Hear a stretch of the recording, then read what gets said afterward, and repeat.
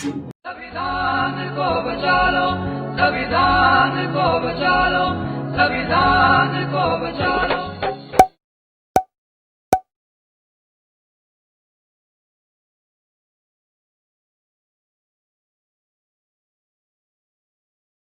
वाहिगुरु जी का खालसा, वाहिगुरु जी की फतेह। सत श्री अकाल, नमो बुद्धाय। जमुना साथियों, अस्सलाम वालेकुम, जय जोहर। साथियों, पूरे वर्ल्ड के अंदर जो हक सच की बात करता है और सभी के साथ में मिलकर चलने की कोशिश करता है, जो भी सच के रास्ते पर चल रहे हैं, उनसे मिलना या उनके साथ मुलाकात करने या उनसे मिल जाना, ये हमारी कमज़ोरी भी समझ लेना या इसको हमारा एक गुण समझ लेना। तो ये गुरु नानक साहिब की कृपा से हम आगे चलने की कोशिश कर रहे हैं, बढ़ रहे हैं। और हमारा मकसद एक ही है कि गुरुओं का मैसेज पूरे मानवता के अंदर फैला देना। और जो अज्ञान में पिस रहे हैं हमारे भाई बहन, लाखों लोग, बहुत करोड़ों लोग पिस रहे हैं मनुवाद के अज्ञान में, उनको निकालना हमारा मकसद है। और इस मिशन को जो लेकर चले हैं हम, इसी करके लेकर चले हैं ताकि हमारे भाई बहनों को एक सुकून की ज़िंदगी मिल सके, एक आराम की ज़िंदगी मिल सके।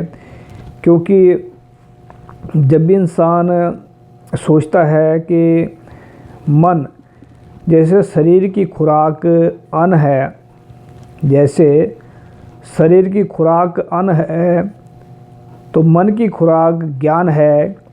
जो मन है, अंदर जो आत्मा बैठी है या मन कहते हैं जिसको, उसके अंदर अच्छे विचार भी पैदा होते हैं और बुरे विचार भी पैदा होते हैं। तो बुरे विचारों से बचने के लिए ज्ञान की बहुत ज़रूरत होती है। तो ज्ञान गुरु ग्रंथ साहिब के अंदर है, सच्चा ज्ञान है।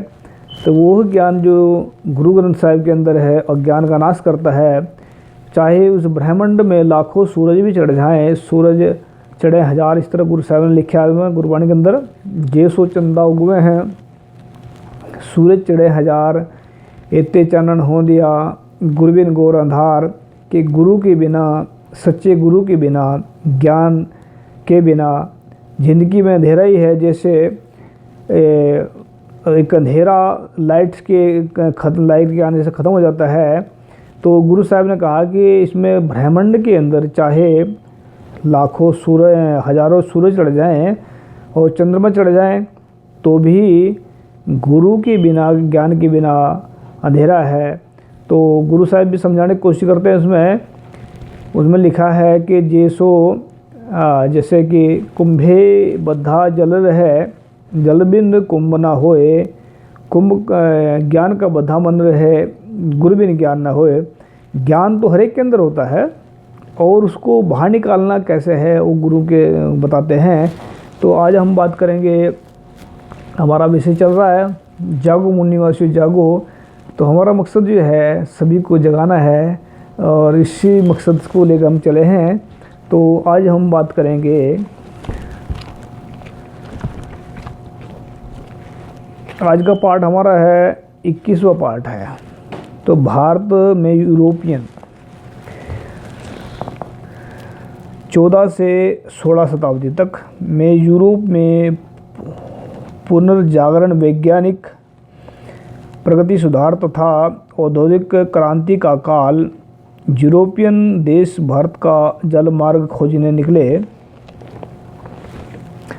पुर्तगाली कालीकट 1498 में, डच पुलिकट 1605 में, ब्रिटिश सूरत 1608 में, डेनिश त्रैनाकार 1620, French Pondicherry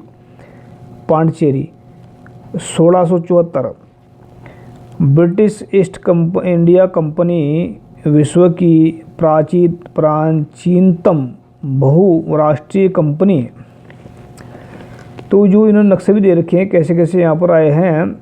Vasco D gamma सबसे पहले भारत पहुँचा। वास्को डी गामा सबसे पहले भारत पहुँचे हैं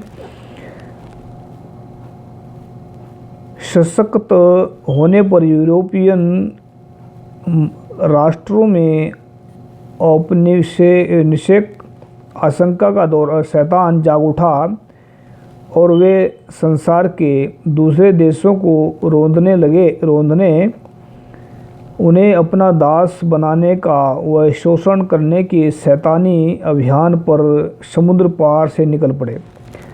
शैतानी दूसरों को गुलाम बनाना इनका पुराना मतलब उसके हिसाब से निकले। विश्व के ब्रिटिश साम्राज्य व वैश्विक पूंजीवाद की ध्वजा वाहक स्वामित्व यहूदी व फ्रेंचन पूंजीपति अभिजात वर्ग कार्यशैली चोरी डकैती लूट ठगी तस्करी शोषण। जो ब्रिटिश इसकी बात कर रहे हैं, जो यहूदी व फ्रेंचन पूंजीपति इनकी जो है ऐसी कार्यशैली है। तो इनका जो मन है शैतान मन की बात कर रहे हैं कि जो शैतान मन होता है उसके अंदर ये जो है गुण अवगुण जो आते हैं, जो जिस तरह में बताया ठगी चोरी और जो है वो करना, ये शैतान लोग करते हैं ऐसा जिनके अंदर जो है ज्ञान नहीं होता। महत्व साम्राज्य उपनिवेशवाद शोषक पूंजीवाद व शैतानी संस्कृति को विश्व में फैलाने वाली कंपनी 1599 में भारत से व्यापार हेतु ब्रिटिश राजज्ञा प्राप्त 1612 कंपनी प्रतिनिधि के सम्राट जहांगीर से भेंट। इन्होंने तस्वीरें देख रखी है इसमें बहुत सारी, और इसमें जो इन्होंने बता रखा है ये आंखें देख रखी हैं कि संस्थापक वर्ग ईसाई नहीं शैतान उपासक। भूमिगत संगठन Freemason Illuminati Knight Templar जिनाइट व यहूदी। इन्होंने बहुत सारे इसमें साइन दे रखे हैं। धर्म नैतिकता मर्यादा मूल्य मानवता सिद्धांत। अगर आप इस किताब को पढ़ना चाहते हो देखना चाहते हो तो इसमें जागृति मूल निवासी जागृति संवाद इसका नाम किताब का है, तो आप इसको कहीं से भी लेकर पढ़ सकते हो भारत से। और जो है धर्म नैतिकता मर्यादा मूल्य मानवता सिद्धांत ये जीरो है इनके, इसमें कुछ नहीं है। मुखौटा क्या है? मुखौटा व दिखावा धर्म खोज व व्यापार। मुखौटा जैसे मनुवाद कहते हैं कि धर्म के नाम पर भ्रम फैलाते हैं, तो मुखौटा तो ये है, लेकिन उसके पीछे दक्षिणा का काम है, लोगों को लूटने का ठगी करने का। उसका पीछे जो है षड्यंत्र ये होता है, जो जिसको भी ये भ्रम में डालते हैं तो उसके पीछे दक्षिणा की बात होती है, जो दान दक्षिणा लेना होता है लोगों से, उसमें ये होता है सारा। मुख्य उद्देश्य व सपना मानव जाति की दास्ता व शोषण, अपना विश्व वर्चस्व व शासन तथा शैतानी संस्कृत का प्रसार। व्यापार की मुख्य सामग्रियां कपास नील मसाले चाय सोरा नमक रेशम व अफीम। अंग्रेज अतः भारत में हावी हो गए और अन्य देश इस क्षेत्र में प्रभावी हो गए। अंग्रेज भी आए और इन्होंने इसमें प्रभावित हुए, जो भारत के अंदर वो हो गए। तो विस्तार काल छोटा सा द्वीप समूह ब्रिटेन जो इसमें इधर से पढ़ते हैं। छोटा विस्तार काल 1612 से 1757। धूर्तता की कार्यशैली 1612। नम्रता से व्यापार अनुमति। इन्होंने संदेह रखे हैं जो नम्रता से अनुमति ली आने के अंदर। फिर इसके बाद में 1634 व्यापार में विस्तार अनुमति। 1717 चाटुकारिता से करमुक्त। 1717 से आगे धूर्तता से विस्तार। विस्तार का इतिहास 145 वर्षों के इस काल को आधी शताब्दी के 3 भागों में बांट कर समझें। 1612 से 1657 तक जहांगीर व शाहजहां का शासन बंगाल व तटीय क्षेत्रों में व्यापार अनुमति के बाद अंग्रेज अपने गोदाम व कारखाने बनाने और व्यापार में लगे रहे। 1647 तक कारखाने बने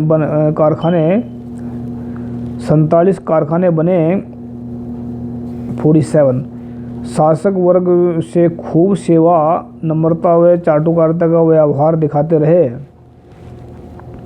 मतलब वक्त आने पर किसको कैसे यूज करना है ये अंग्रेज भी जानते थे, और जो भारत में रह रहे हैं विदेशी ब्राह्मण ये भी जानते हैं कि जिस वक्त कोई चीज़ को कंट्रोल करना है उसके पैर पकड़ लेना, जब किसी को दुश्मनी निकालनी तो मार देना। ये तो इनका अंग्रेज़ों से सीखी है या अंग्रेज इनसे सीखे हैं, ये तो इनको पता है और उनको भी पता होगा। 1657 से 1707 औरंगजेब का शासनकाल अपना वर्चस्व एवं एकाधिकार बनाने हेतु पूर्व भारत में व्यापार करने और व्यापार केंद्र के रूप में दुर्ग बनाने की अनुमति का प्रयास, धूर्तता, छल व अकड़ व्यापार में दिखने लगे। वे यूरोपियन देशों की अन्य प्रतिस्पर्धी कंपनियों से युद्धरत रहे। 1707 से 1757 औरंगजेब के बाद मुगल शासन धीरे धीरे अस्त होने लगा। पहले प्रांत केंद्र से अलग हुए, फिर आपस में युद्धरत हुए। टूटते मुगल साम्राज्य में अंग्रेजों ने बहुत से भूभाग पर कब्जा कर लिया। वह नए बने राज्यों के आपसी युद्धों में रंजिशों का भी खूब लाभ उठाया। तो इसमें जो है ऊपर से दे रखा थोड़ा सा कि छोटा सा द्वीप समूह ब्रिटेन जो शैतान उपासक प्रीमेसनों के नियंत्रण में था, जिसको शैतानी औपनिवेशिक आकांक्षों ने उसे शैतानी शोषक महाशक्ति बना दिया। सुरक्षा के बहाने भारतीय फौज अंग्रेज अफसर, ये ऐसे देखा होगा जिन्होंने पुराने हैं वो जिन्होंने फौज में रहे हैं उनको पता है कि जो अंग्रेज अफसर रहे होंगे जो भारतीयों के ऊपर जो वो मतलब मरवाते थे तो भारत के फौज ही मारती थी इनको। जैसे आपने देखा होगा कि 1984 में भारत के जो अंदर पहला ऐसा कांड हुआ है जो आज़ाद देश कहते हैं जिसको, उसमें एक सिखों के मुकद्दस था जो अमृतसर साहब है दरबार साहब, उसके ऊपर हमला किया। हमला किसने किया?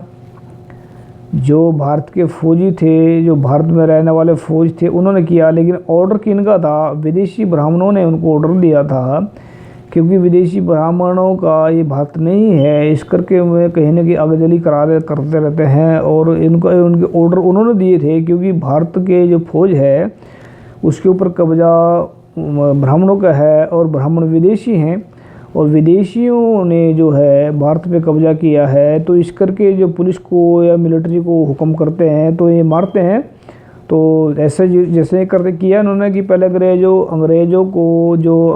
थे ऑफिसर थे और जो नीचे काम करने वाले वो तो भारतीय थे, तो भारतीयों को मरवाने के लिए उन भारतीयों से ही मरवाते थे, उनके भाइयों से ही। ऐसा ही इन्होंने किया। 1984 में सिखों के ऊपर कत्लेआम किया, लेकिन किन से कराया? जो उनके भाई थे, जो उनके खुद के भाई, वहाँ टैंक तोप लेकर चढ़े।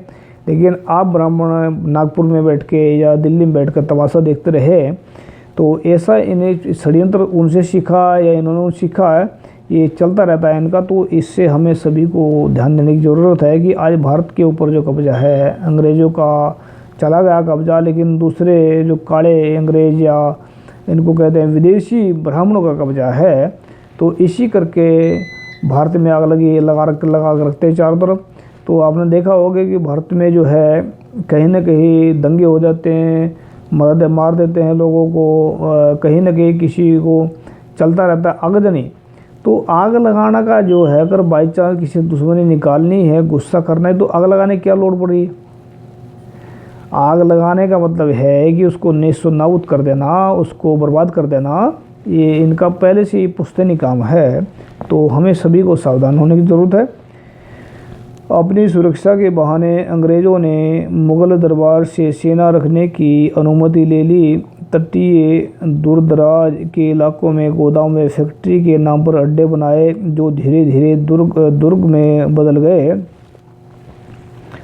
इन सेनाओं का प्रयोग अपनी सुरक्षा के अलावा अपनी प्रतिस्पर्धी कंपनियों के युद्ध से करने, देशी शासकों पर रोब डालने व उन से रियासतें लेने व आपसी विवादों में हस्तक्षेप करने लगे। वह सहयोग मूल्य वसूलने पर लूटमार करने में भी होने लगे। देशी सैनिकों के बल पर अंग्रेज़ों एक सैन्य शक्ति बन गए। देशी सैनिकों का मतलब है जो हमारे भारत के ही लोग थे, और उसमें जो आज जो चल रहा है, जो भारत में जो ब्राह्मण मजबूत है वह हमारे लोगों के करके ही मजबूत है, क्योंकि हमारे लोग चाटुकारिता और पुलिस वाले और जो ये बैठे हैं, इनके ऊपर जो अफसर हैं वो सारे के सारे जिसको अपने आप को अपर कास्ट बोलते हैं, ऐसा है नहीं, कोई अपर कास्ट कोई नहीं होता। जो ऊंचे विचार उससे पर होता है और नीचे विचार नीच होता है। तो इन्होंने जो है वैसा ही किया, तो जैसा आज चल रहा है। औरंगजेब विस्तार में रुकावट। औरंगजेब के समय दृढ़ केंद्रीय सत्ता थी, जो अंग्रेज़ों के विस्तार में रुकावट बनी। जैसे भी अंग्रेज़ों ने में धूर्तता, छल व अकड़ झलकी, मुग़ल भी सख्त हो गए। वह बंगाल में अंग्रेज़ी विस्तार रुका। 1695 में अंग्रेज़ों ने हज तीर्थयात्रियों का जहाज़ लूट लिया, जिससे औरंगजेब का क्रोध भड़क उठा। बम्बई व बंगाल में सख्त सैनिक कार्रवाई हुई और अंग्रेज खदेड़े गए। दक्षिण जाकर औरंगजेब ने अंग्रेज़ों के विरुद्ध खुद कमान संभाली। वह उन्हें मद्रास से खदेड़ा। वे अक्षमा सुलह व शांति पर आ गए। यही अक्षमादान औरंगजेब से बड़ी चूक हुई। अंग्रेज़ों को शुरुआती उत्पाद लूटमार में मुँह की खानी पड़ी। ब्रिटिश साम्राज्य व सभी क्षेत्र व ब्रिटिश साम्राज्य का अंग रहे। तो साथियों, इसमें क्या है, जो अंग्रेजी राज, कंपनी राज, इसमें आने वाला वो पार्ट में बात करेंगे। तो उसमें काफ़ी बुक दिया है, और उसमें जो है इन्होंने जो मेन बात जो बताई है, जो अंग्रेज़ थे उन्होंने जब वो मतलब उसके जो ताकत से नहीं जीत सके औरंगजेब को, तो फिर सलाह करी, और सलाह करने के बाद में उसको फिर उन्होंने उधेड़ दिया। तो फिर उसकी जो है वो सलाह की करी हुई सलाह उसके लिए घातक बनी औरंगजेब के। तो इसमें ऐसे ही ब्राह्मण करते हैं कि जब ये ताकत से नहीं मारते किसी को, तो फिर सुलह करके उसको जफ्फी में पाकर मार देते हैं। ऐसा इनका चलता रहता है। तो इनकी जफ्फी भी, इनकी जो गले लगा कर मारना, वो भी खतरनाक। और इनका जो करते रहते हैं, इनकी जो है कहीं इनकी आदत होती है कुछ काम करने की गलत, तो इनकी आदत बन गई है। सुधरने वाले तो नहीं है, पर सुधरेंगे जब तक इन तक सच नहीं पहुँचेगा। सच अगर जाएगा तो सुधर जाएंगे, नहीं तो ऐसे ही गुलाम, खुद भी गुलाम रहेंगे और दूसरों को गुलाम बनाने का काम करते रहेंगे। क्योंकि ब्राह्मण जो है ग्रंथों के गुलाम हैं, अपने खुद के गुलाम है, अपने घमंड के गुलाम है। तो इसी करके दूसरों को गुलाम बनाते हैं। गुलाम कौन बनाता किसी को? जो खुद गुलाम होता है किसी का, वही बना सकता है। नहीं तो जो खुद गुलाम नहीं बनता किसी का और ना ही बनाता है, जो खुद आज़ाद होते हैं, जैसे गुरु साहिब कहते हैं, गुरु ग्रंथ साहिब के अंदर है, गुरु तेग बहादुर जी कहते हैं कि ना तो किसी को डर देना, ना किसी का डर मानना। ये बात वही कह सकते हैं जो खुद उससे ऊपर उठे हुए हो और खुद उसको जानते हैं मानवता की आज़ादी को। पर जो खुद गुलाम हो, दूसरे गुलाम बनाने का काम करते हैं। अगर ब्राह्मण जो लोग हैं, अगर ये सुधरना चाहते हैं, तो सच का रास्ता पकड़ना चाहिए, तभी सुधार हो सकता है। तो सभी का धन्यवाद जिन्होंने कमेंट किया और जिन्होंने वीडियो देखा। वाहिगुरु जी का खालसा, वाहिगुरु जी की फतेह। सत श्री अकाल, नमो बुद्धाय, जय मूल निवासी, सलाम वालेकुम, जय जोहर, थैंक यू।